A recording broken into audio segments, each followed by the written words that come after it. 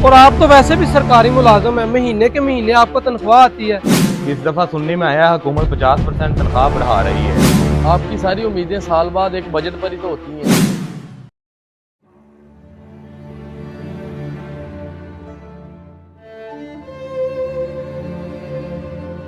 अब्बा जान, मुझे आपसे एक ज़रूरी बात करनी है। हाँ हाँ बोलो बेटा, क्या बात है। अब्बा जान, आपको तो पता है कि मेरा पढ़ाई का सारा काम मोबाइल और लैपटॉप पर होता है, लेकिन मेरे पास लैपटॉप नहीं है। मैंने जब भी कोई असाइनमेंट बनानी होती है तो मैं अपने दोस्तों से लैपटॉप मांगता हूँ। अब तो उन्होंने भी मुझे लैपटॉप देने से इनकार कर दिया है। हाँ बेटा, बात तो तुम्हारी ठीक है, लेकिन तुम्हें पता है मैं एक छोटा सा सरकारी मुलाजम हूँ। जितनी मेरी तनख्वाह आती है उससे बिजली का बिल, घर का रेंट और घर का राशन बड़ी मुश्किल से पूरा होता है। अब्बा, अब आप ही बताएं कि मैं क्या करूँ। रोज़ कोई ना कोई असाइनमेंट बनानी होती है। बात तो तुम्हारी ठीक है बेटा, तुम परेशान ना हो, कुछ दिनों बाद बजट आने वाला है। इस दफा सुनने में आया हुकूमत 50% तनख्वाह बढ़ा रही है। अगर ऐसा हो जाता है इससे हमारे तमाम मामला ठीक हो जाएंगे, फिर मैं तुम्हें अगली सैलरी पर लैपटॉप ले दूंगा। ये तो वाकई बड़ी खुशी की बात है। अगर ऐसा हो जाता है तो हमारे घर के हालात बदल जाएंगे। हाँ बेटा, अगर ऐसा हो जाए तो हमारे लिए बहुत आसानी हो जाएगी। पहले तो बड़ी मुश्किल से गुजारा होता है, इससे ये होगा कि हमारी थोड़ी सी सेविंग हो जाएगी। चलें ठीक है अब्बा जान, मैं बजट आने तक किसी ना किसी तरीके से गुजारा कर लेता हूँ।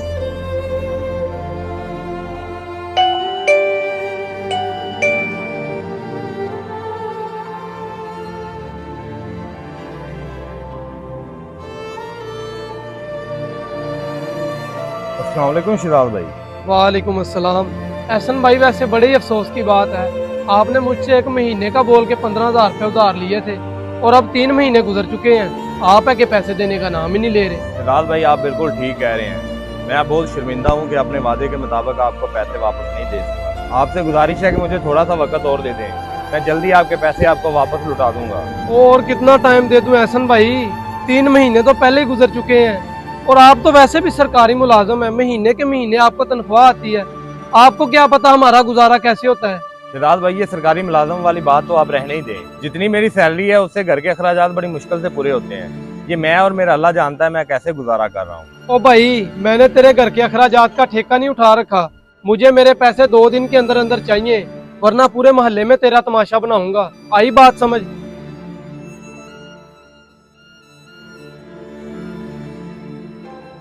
यार अब क्या करूं, ये 2 दिन का वक्त देकर चला गया। ऐसा करता हूँ, रेहान के पास जाता हूँ, शायद वो ही मेरी कोई मदद कर दे।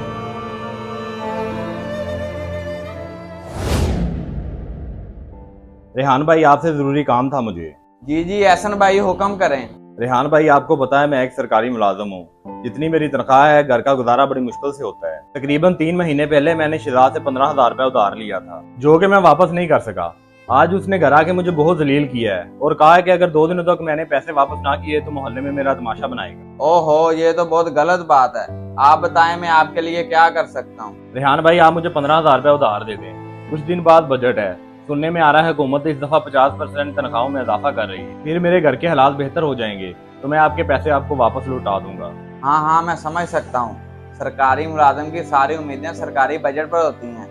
अगर 50% तनख्वाहों में इजाफा हो जाए तो कितना ही अच्छा होगा।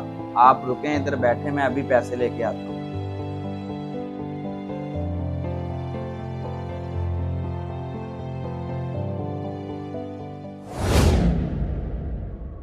या 5 रखा गया।